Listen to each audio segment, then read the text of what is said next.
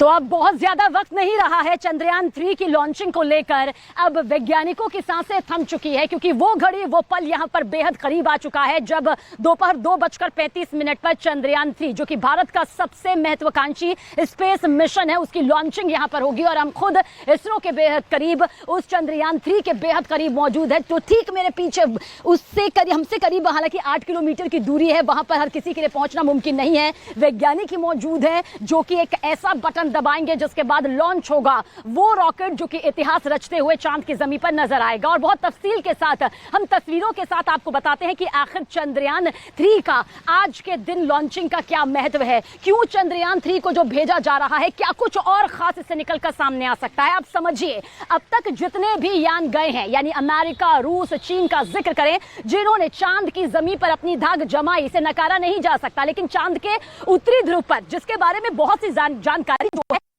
आ चुकी है पूरी दुनिया के सामने इनके जरिए, लेकिन हिंदुस्तान चांद के दक्षिणी ध्रुव यानी साउथ पोल की तरफ जा रहा है जहां पर अंधकार ही अंधकार है, जहां बताया जाता है कि बर्फ की भारी मौजूदगी के बारे में अगर पूरी जानकारी हिंदुस्तान के हाथ लगी तो हिंदुस्तान अंतरिक्ष के क्षेत्र में अपनी सबसे बड़ी पहचान, जिसके साथ शुरुआत तो उसने बहुत पहले कर दी थी लेकिन एक बार फिर से नजर आएगा। यहां पर यान के बारे में बता देते हैं क्योंकि चंद्रयान 3 के साथ जुड़ा हुआ है लैंडर, रोवर, वो लैंडर जो कि विक्रम है, विक्रम साराभाई, जिन्हें ना सिर्फ हिंदुस्तान बल्कि पूरी दुनिया जानती है कि अंतरिक्ष के क्षेत्र की शुरुआत, उसकी नींव आज अंतरिक्ष की दुनिया में इंसान समझ पा रहा है कि क्या कुछ खास है तो वो उन्हीं की यहां पर देन है। ये देन बढ़ती चली गई, वैज्ञानिकों की मेहनत रंग लाती चली गई। 2008 में चंद्रयान 1 ने अपनी वो कामयाबी हासिल की जिसने बता दिया कि चांद में जिंदगी है। लेकिन चंद्रयान 2 जब नाकाम हुआ तो वो भावुक तस्वीर भी सामने आई थी जब प्रधानमंत्री नरेंद्र मोदी इसरो के उस वक्त के प्रमुख को शिवान को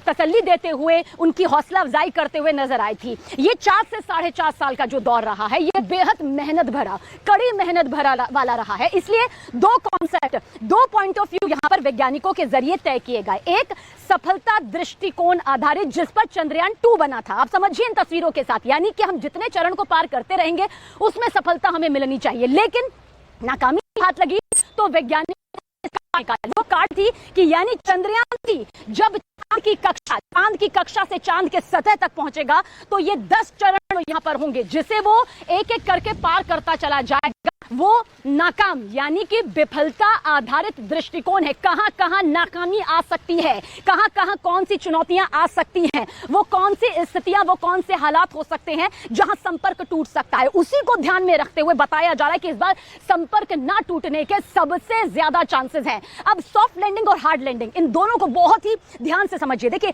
हार्ड लैंडिंग होती है क्योंकि बेहद रफ्तार के साथ, वो रफ्तार जो कि आसमान को चीरते हुए अंतरिक्ष की दुनिया में अपने कदम रखती है, वहां तक जब रॉकेट पहुंचता है, वहां तक जब यान है। लेकिन जब उसे चांद की कक्षा के बाद चांद की सतह पर धरती पर उतरना होता है तो उसे अपनी स्पीड काबू में करनी होती है, यानी कि 3 मीटर प्रति सेकंड। अगर ये रफ्तार चांद के सतह पर लैंड करते वक्त नहीं हुई तो लैंडिंग नाकाम हो जाती है। इसलिए लैंडिंग को कामयाब करने के लिए इतने यानी कि 3 मीटर प्रति सेकंड की जो रफ्तार है उसे काबू में करना होता है, जो कि इस बार कहा जा रहा है कि वैज्ञानिकों ने पूरी तरह से तैयारी इसकी कर रखी है।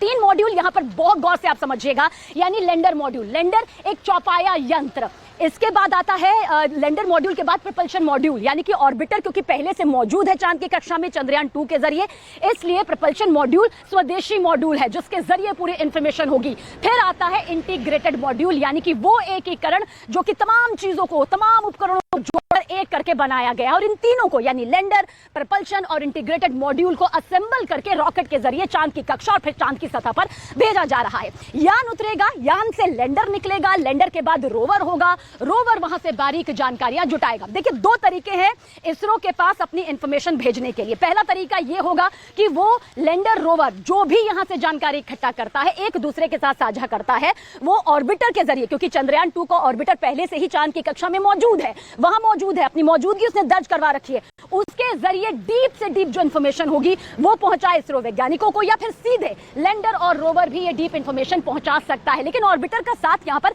मिलता हुआ जरूर नजर आता है। अब आप समझिए कि दक्षिण ध्रुव को क्यों चुना, क्यों इतनी बड़ी चुनौती भारत ने ले ली, क्यों भारत ने उत्तरी ध्रुव को नहीं चुना जहां पर यान आसानी से उतारा जा सकता है, क्योंकि पहले से ही जो 3 देशों के यान है, शक्तिशाली देशों के यान है, वो वहां पर उतर चुके हैं, यानी अमेरिका, रूस और चीन का यान वहां पर अपनी मौजूदगी जो है वो दर्ज करवा चुका है। देखिए, दरअसल उत्तरी ध्रुव को लेकर बहुत सारी जानकारियां जो है वो सामने आ चुकी हैं।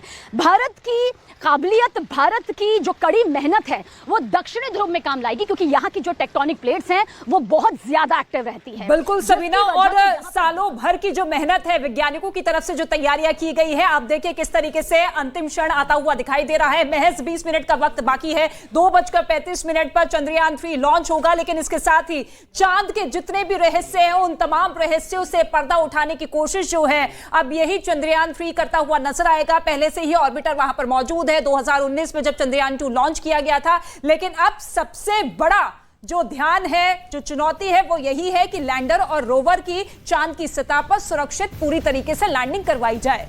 देखिए सबकी सांसें थम गई हैं, लेकिन यहाँ पर जो इसरो के वैज्ञानिक हैं उनकी प्रतिबद्धता को देखना होगा, उनकी कड़ी मेहनत को देखना होगा कि किस तरीके से जो सॉफ्ट लैंडिंग पिछली बार नहीं हो पाई, यानी कि चंद्रयान 2 के दौरान नहीं हो पाई, विफलता जो सामने आई थी उसे सफलता में किस तरीके से बदलाव किया जा सकता है। क्योंकि कड़ी मेहनत यहाँ पर तमाम वैज्ञानिकों की है, उनके संकल्पबद्धता जिस तरीके से नजर आई है इस पूरे मिशन को लेकर वो।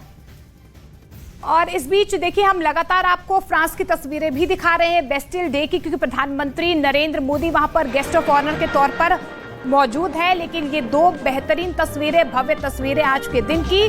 एक तस्वीर जो बेस्टिल डे यानी कि फ्रांस के राष्ट्रीय दिवस पर प्रधानमंत्री नरेंद्र मोदी का चीफ गेस्ट के तौर पर वहां पर मौजूद रहना और भारतीय बटालियन का भी इस परेड में हिस्सा लेना अपने आप में एक ऐतिहासिक क्षण है। तो वहीं दूसरी तरफ श्रीहरिकोटा की वो तस्वीरें जब चंद्रयान 3 की लॉन्चिंग होने जा रही है, कुछ ही क्षण बाकी है। भारत के लिए किस तरीके से चांद पर आज तिरंगा भारत लहराएगा, ये दमखम जो है दुनिया देखी। तो भारत से लेकर फ्रांस तक जय हिंद के नारे बुलंद होते हुए नजर आ रहे हैं। हिंदुस्तान के दम की ये तस्वीर, और ये देखिए राफेल, ये 3 राफेल जेट जो कि फ्लाई पास्ट करते हुए नजर आ रहे हैं। इससे पहले आपने देखा था कि 269 सदस्यों वाला वो भारतीय दल जो कि उस परेड में शामिल हुआ, लेकिन अब ये फ्लाई पास्ट की तस्वीरें हम आपको दिखा रहे हैं। 3 फाइटर राफेल जो कि भारत के आसमान में पूरी तरीके से अपना दम दिखाते हुए नजर आ रहे हैं। किस तरीके से डिफेंस के क्षेत्र में भारत मजबूती के साथ कदम दर कदम आगे बढ़ाता हुआ नजर आ रहा है।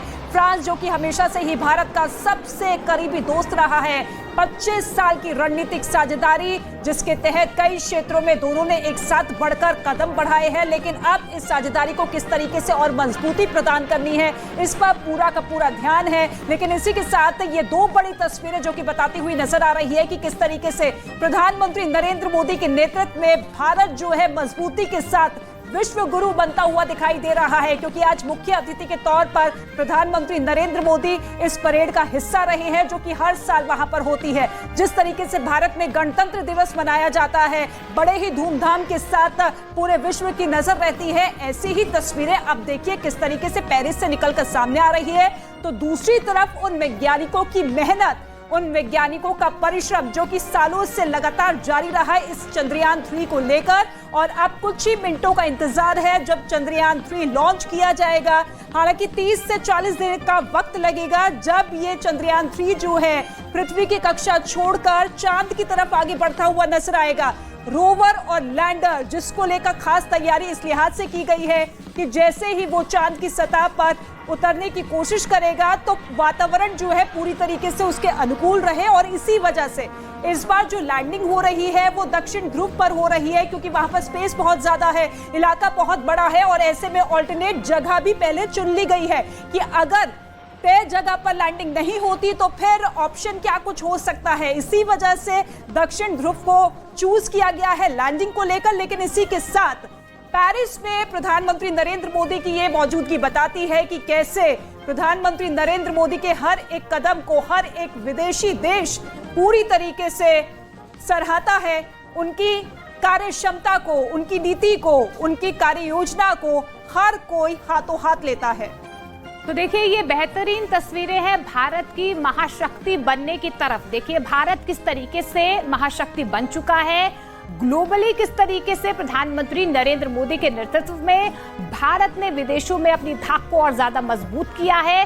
फ्रांस की तस्वीरें बेस्टिल डे की, जब भारत के रफाल को आप देख पा रहे हैं, और देखिए भारत की टुकड़ी का हिस्सा होना भारत के राफेल जो फ्रांस से भारत ने लिए हैं राफेल, उनका दमखम आसमान में देखना, जो धाक पहले ही भारत में जमा चुके हैं, उन तस्वीरों को देखिए आप। और दूसरी तस्वीर श्रीहरिकोटा की तस्वीर, जब कुछ ही क्षण के बाद जो है भारत एक इतिहास रचने जा रहा है। क्योंकि देखिए, जो चंद्रयान 2 की जो विफलता हुई थी, उसे सफलता में किस तरीके से बदलना है, ये तस्वीरें आज दुनिया देखने जा रही है। तो दोनों ही तस्वीरें भारत की मजबूती को दर्शाती हैं।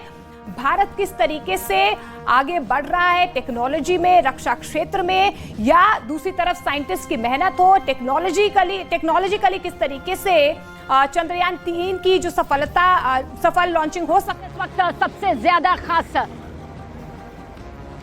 बनी हुई है फ्रांस में प्रधानमंत्री नरेंद्र मोदी की मौजूदगी। ये बताती है कि किस तरह से प्रधानमंत्री नरेंद्र मोदी लगातार अपने विदेश दौरों के जरिए हिंदुस्तान की ताकत को और मजबूत कर रहे हैं। जो सम्मान उन्हें मिल रहा है, जिस तरह से पूरी रूपरेखा हिंदुस्तान की ताकत को लेकर सामने आ रही है, वो बताने के लिए काफी है कि हिंदुस्तान अब वो सुपर पावर देश बन चुका है जिसकी बात सालों पहले कही जाती थी, लेकिन आज वो जमीनी स्तर पर दिखाई देती है। लेकिन इसी जमीन से उठकर जब आप अंतरिक्ष की तरफ निगाहें करेंगे, अंतरिक्ष की तरफ जाएंगे, तो आज का दिन इतिहास के सुनहरे पन्नों में दर्ज होने वाला है। बहुत ज्यादा वक्त नहीं बचा है, 2:19 हुए हैं। 2:35 पर चंद्रयान 3 की लॉन्चिंग यहां पर हो जाएगी। इसरो के वैज्ञानिकों की वो कड़ी मेहनत सामने आ जाएगी जो खासतौर से चंद्रयान 2 की नाकामी के बाद सामने आई थी। लेकिन हम फिर भी कहते हैं, चंद्रयान 2 को बार बार पूरी तरह से नाकाम कहना गलत होगा। वो इसलिए गलत होगा क्योंकि इसी नाकामी से आज चंद्रयान 3 अपनी सफलता की तरफ कदम आगे बढ़ा रहा है। वो बता रहा है कि वो उन्हीं नाकामियों को आधार बनाते हुए कामयाबी के झंडे इस बार चांद की सतह पर, चांद की धरती पर, चांद की कक्षा पर गाड़ने वाला है। और दूसरी तरफ प्रधानमंत्री नरेंद्र मोदी के विदेश दौरे और इन विदेश दौरों के जरिए वो समझौते, वो वार्ता, वो सम्मान, वो प्यार और वो रणनीति जो कि कूटनीतिक तौर पर भी सामने आती है, आर्थिक तौर पर भी सामने आती है, राजनीतिक तौर पर भी सामने आती है, वो कितनी ज्यादा यहां पर मजबूत हो चुकी है। वो मजबूती इस बार एक बार फिर से यहां पर इन्हीं दोनों तस्वीरों के जरिए देखने को मिल रही है। देखिए, ये दो तस्वीरें हिंदुस्तान की बुलंदियों को बताती है। ये दो तस्वीरें हिंदुस्तान की सबसे बड़ी शक्ति को बताती है। ये महामिशन है, महाशक्तिशाली देशों में अब शुमार हो चुका है। ये वही हिंदुस्तान है जहां के वैज्ञानिक जब अपनी कोई संरचना करते थे तो बाकी देशों को शक होता था। उन्हें लगता था कि ये क्या वाकई जो वैज्ञानिक हिंदुस्तान में है, उनके जरिए जो ये प्रयोग किए जा रहे हैं, जो ये कदम उठाए जा रहे हैं, क्या कामयाब होंगे या फिर नहीं। लेकिन आज शक की नजर से नहीं, आज सम्मान की नजर से देखा जाता है। फिलहाल अमेरिका, रूस और चीन, क्योंकि इन्होंने ही यान की मौजूदगी अंतरिक्ष में दर्ज करवाई है, इसलिए सबसे ज्यादा नजर कही जा सकती है। भले ही हिंदुस्तान को चौथा देश कहा जा रहा हो, चंद्रयान के जरिए चांद पर अपनी मौजूदगी दर्ज करवाने वाले यान के तौर पर, लेकिन सच ये है कि चांद का दक्षिणी ध्रुव, क्योंकि यही ध्रुव सबसे ज्यादा खास है, जहां अंधकार है, जहां क्रेटर है, बड़े बड़े गड्ढे हैं, जहां पर भूकंप आते हैं, जहां पर बर्फ की भारी मौजूदगी का जिक्र बार बार किया जा रहा है, यूएफओ कनेक्शन का भी जिक्र कहा जाता है। देखिए, चांद के परिक्रमा को भी आप समझिए। दरअसल चांद में सूरज की रोशनी जो है वो 14 या 15 दिन तक रहती है और उसके बाद होता है घोर अंधेरा। और दक्षिणी ध्रुव तो अपने आप में सबसे ज्यादा खतरनाक, खौफनाक हिस्सा माना जाता है। इसलिए सबसे बड़ी चुनौती हिंदुस्तान ने यहां पर ली है दक्षिणी ध्रुव की बारीक से बारीक इंफॉर्मेशन, यानी डीप इंफॉर्मेशन को इसरो के वैज्ञानिकों तक पहुंचाना। और अंतरिक्ष के क्षेत्र में हमारा बाजार किस कदर मजबूत होगा, इस वक्त ये अंदाजा लगाना बेहद मुश्किल है। लेकिन जब उड़ान यहां पर भरी जाएगी तो यकीनन सबसे मजबूत तस्वीर नजर आएगी। और दूसरी तरफ हिंदुस्तान के प्रधानमंत्री नरेंद्र मोदी की आपने वो तमाम यात्राएं पिछले कुछ सालों में देखी, पिछले कुछ दिनों में देखी, पिछले कुछ महीनों में देखी, जहां उन्होंने बता दिया कि किस तरह से हिंदुस्तान के जो फैसले होते हैं, किस तरह से हिंदुस्तान की जो नीति होती है, उसका जिक्र न सिर्फ पड़ोसी मुल्कों में होता है बल्कि विदेशी जमीन पर उसे सम्मान मिलता है। और उसका जिक्र संसद में भी किया जाता है। अमेरिका की कांग्रेस संसद के दोनों सदनों को जब पीएम मोदी ने संबोधित किया था तब भी इतिहास रचा था। और इस वक्त वह फ्रांस में है जहां प्रधानमंत्री नरेंद्र मोदी का एक बार फिर से वही दमखम देखने को मिल रहा है। और एक बार फिर से अंतरिक्ष की उसी दुनिया की तरफ रुख करेंगे। चलिए आपको अब बताते हैं सॉफ्ट लैंडिंग और हार्ड लैंडिंग के बारे में, क्योंकि तफसील से यहां पर जब तक आप नहीं समझेंगे कि चंद्रयान की रूपरेखा क्या है, वो किस तरह से वहां जाकर अपना काम करेगा, किस तरह से उसकी ये पूरी प्रक्रिया रहेगी। प्रपल्शन मॉड्यूल को आप समझिए। प्रपल्शन मॉड्यूल यानी एक ऐसा मॉड्यूल जिससे जब लैंडर निकलेगा और रोवर निकलेगा तो उसके बाद यही प्रपल्शन मॉड्यूल चांद की कक्षा से 100 किलोमीटर घूमता रहेगा। प्रपल्शन मॉड्यूल घूमता रहेगा, बहुत ध्यान से सुनिएगा, वो इसलिए घूमेगा ताकि लैंडर और रोवर के साथ उसका कनेक्शन, उसका कम्युनिकेशन इसी तरह से बरकरार रहे, इसी तरह से बना रहे। जब ये कम्युनिकेशन यहां पर बनेगा तो इंफॉर्मेशन जो है इसी तरह से आर पार की तरफ जा पाएगी। लैंडर मॉड्यूल का जिक्र इसलिए कर रहे हैं क्योंकि लैंडर जो है ये वही विक्रम है जिसका नाम पिछली बार भी विक्रम था। प्रज्ञान यानी रोवर का नाम है, प्रज्ञान यानी रोवर। आप समझिए कि विक्रम और रोवर यानी विक्रम और प्रज्ञान की जो ये जुगलबंदी होगी वो भारत के अंतरिक्ष के क्षेत्र के बाजार में एक बड़ा तहलका लाती हुई भी नजर आती है।